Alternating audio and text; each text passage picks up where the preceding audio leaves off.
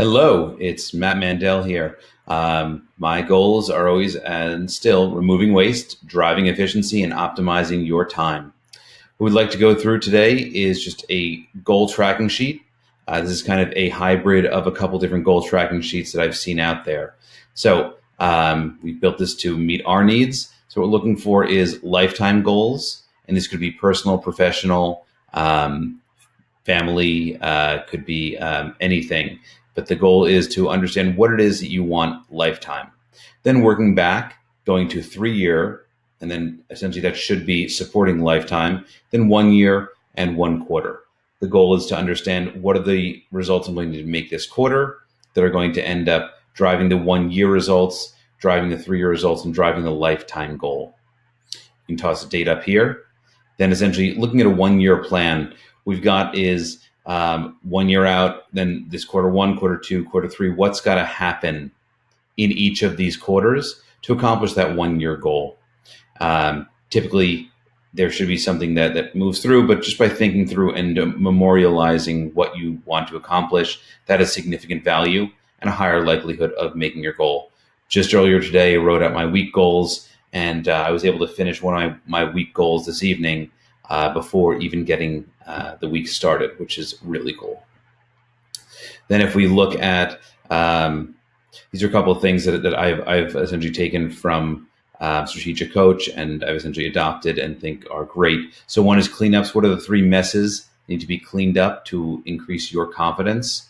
Delegations. What are you essentially going to delegate or not do anymore? That could be anything personal from I'm not going to do laundry, I'm not going to clean my home, I'm not going to cook dinner, all the way to I'm no longer going to respond to customer service emails, I'm not going to talk to people in X or Y department because I don't like it.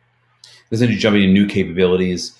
Dan Sullivan of Strategic Coach talks about new capabilities and essentially hitting a ceiling of complexity. So what are the new capabilities you have to develop? And it could be, I don't want to speak to XYZ department and I'm going to hire someone to fill in that goal. Could be that I need to learn a new language because we're picking up people in a new country. And as a result, I want to be able to converse with them more efficiently. Also, non-acceptables. What are things that you aren't going to accept anymore? It could be allowing people to show up late. It could be not having check-ins. It could be any number of things. But what are you not going to accept anymore? Then essentially, largest check. This is understanding what is what is your current largest check that you have, which is the largest customer writes you a check of what size. Then essentially a minimum check, which is I'm not going to take customers below a certain threshold. So it could be that I don't want to sell things. If you're a sandwich shop, I don't want to sell things that are sandwiches less than $5, $10, $15, whatever the number is. It could be if you're in consulting, I won't take on projects that are lower than X or Y number of dollars. Then your dream check would be where do you want to be long term? And then again, who writes that dream check, which goes back to trying to simplify and trying to focus on who exactly you should be targeting. Then again, looking at a top 20 club, this could be either individual people. So it could be, Sarah or Steve or, Joe or Janie, and essentially what's the best result from that person and from that relationship. Then essentially going over all the way down.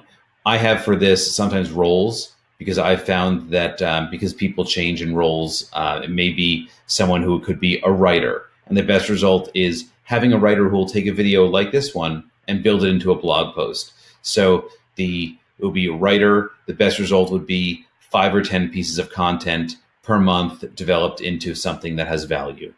So again, it doesn't have to be an actual person's name. It could be a role of a person. Quite honestly, I usually end up making it to between about 10 and on a great month, 15. But the main thing is what are the important relationships? Who is important to you moving forward, and making sure that you've got that documented and memorialized.